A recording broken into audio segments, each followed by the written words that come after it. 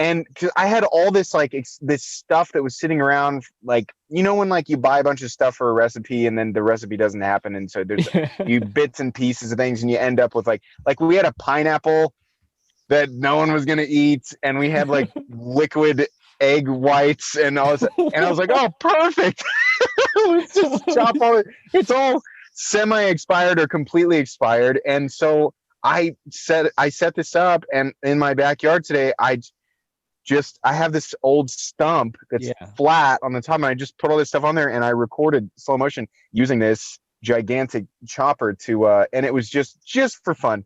And I thought, I'm glad I have a fence, but I was talking into my camera for a while outside, and then I'm sure chunks of fruit and shit were flying over my fence. So I'm sure my neighbors are like, what the hell is going on? What kind of knives have you been into lately?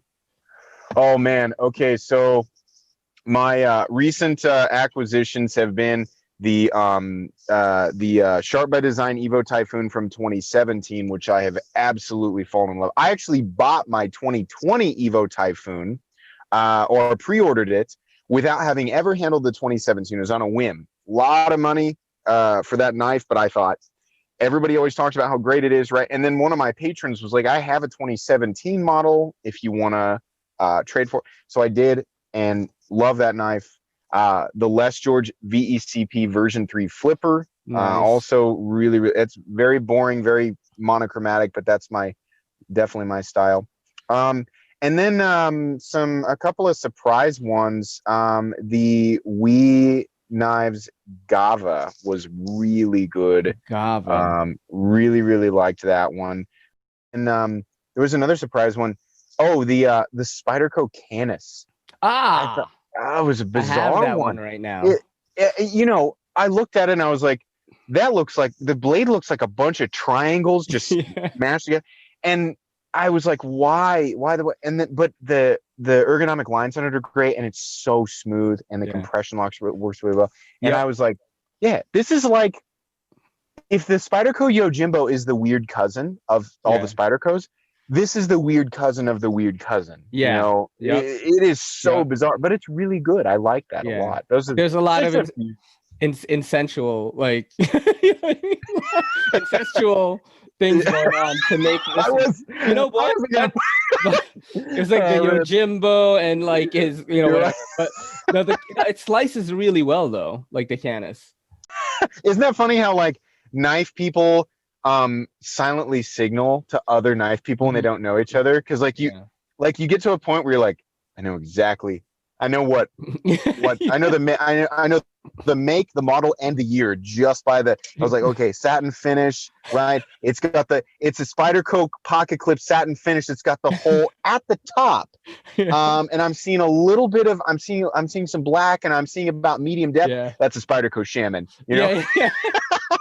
You know, I'm waiting for someone to like come up to me on the train or on the street, and you know, hopefully not to rob me, but to look at my book bag, my sling bag, right? It's like a wrapped on tactical bag with Velcro on it, and I've got patches on it, dude. I have got, first of all, I've got a Williamson Copenhagen patch. I've got a Benchmade patch on it. I've got a Riat Knives patch on it. Daily Carry Solutions, Blade Banter, like everyone's patch. Like, yo, if anyone is listening to this, if you got patches, send them to me. I'm gonna keep them in my bag. Dude, I want to make patches now. Yo, I know. So I can. I want somebody to go like, you know, like give me the nod. Like they see my bag and they're like, you know what I mean? They just like, the only time it's acceptable. Paracord, I'm like, is he? You know what I mean? Like, is he what kind of paracord guy is he? You know, like is he like the cool kind, or is he like all about just paracord? You know, you know what kind of? Yeah, I'm like really waiting for that to happen. I mean, it's the best feeling in the world to connect with somebody that you don't know over knives, because they're into it. You know, that's why they're carrying a nice knife. They're into it. You know. Yeah, I mean, this podcast is literally that, like just talking to people that 100%. Are into, you know, I need to run into more knife people. This is why I wish like I went to Blade Show or something. Like I don't even know. I know when it's gonna come back, bro. Like I have no idea.